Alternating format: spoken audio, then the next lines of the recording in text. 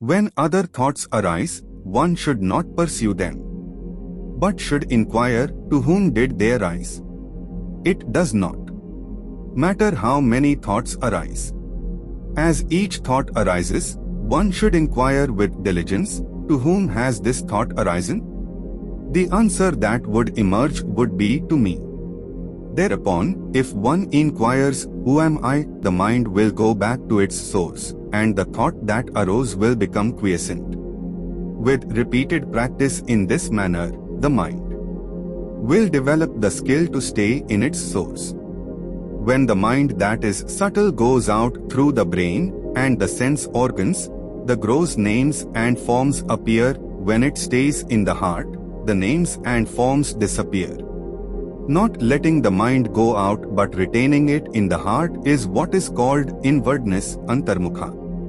Letting the mind go out of the heart is known as externalization, bahirmukha. Mind, these kinds of terms have been propagated all over the place, and these terms have been badly misunderstood and made into all kinds of things, and people are striving how to stop my mind. It took millions of years of evolution to get a mind of this kind of capability, isn't it? Millions of years of tremendous amount of nature's work, that today you have a mind of this kind of scope. And now you want to stop it. Why is it that you want to stop it? If your mind was constantly producing absolute pleasantness for you, would you think how to stop this mind? Would you? No. It's producing a lot of unpleasantness. That's why you're thinking of how to stop the mind. This is the first thing, wherever you go in the world, this has gone so much into people's mind. Thus, when the mind stays in the heart, the I, which is the source of all thoughts, will go, and the self, which ever exists, will. Whatever one does, one should do without the egotty I. If one acts in that way, all will appear as of the nature of Shiva, God. If through other means it is sought to control the mind will appear to be controlled, but will again go forth. Through the control of breath also, the mind will become quiescent, but it will be quiescent only so long as the breath remains controlled, and when the breath resumes, the mind also will again start moving and will wander as impelled by residual impressions. The source is the same for both mind and breath. Thought, indeed, is the nature of the mind. Thought I is the first thought of the mind, and that is egotty. It is from that whence egotty originates that breath also originates. Therefore, when the mind becomes quiescent, the breath is controlled, and when the breath is controlled, the mind becomes quiescent. But in deep sleep, although the mind becomes quiescent, the breath does not stop. In the state of waking and in samadhi, when the mind becomes quiescent, the breath is controlled. Breath is the gross form of mind. Once there is a space between you and the mind, then what the mind is not doing, what the mind is doing is not even an issue. It is like you're stuck in the traffic jam. You're struggling through the traffic. That's one experience. Suppose you're either standing on Chamundi Hill or you're floating in a hot air balloon and look down at all the traffic. Very peacefully, traffic.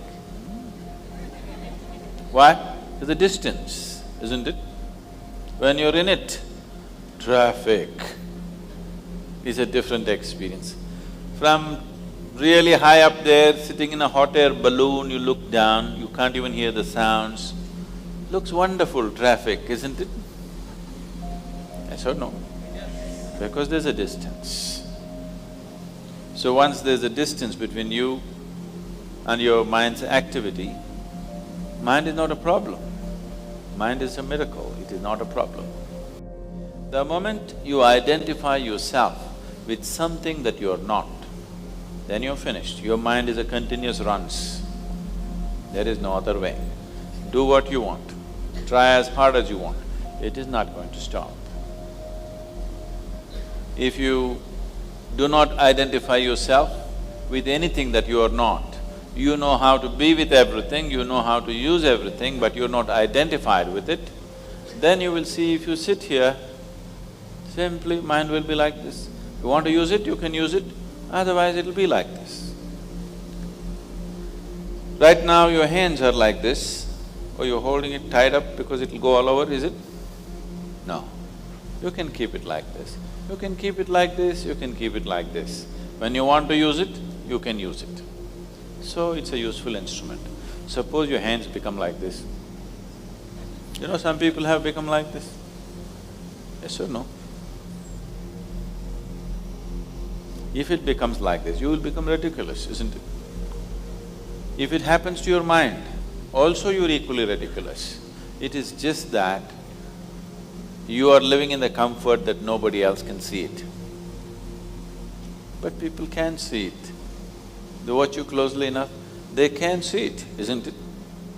And whether they can see it or not, that's not the point.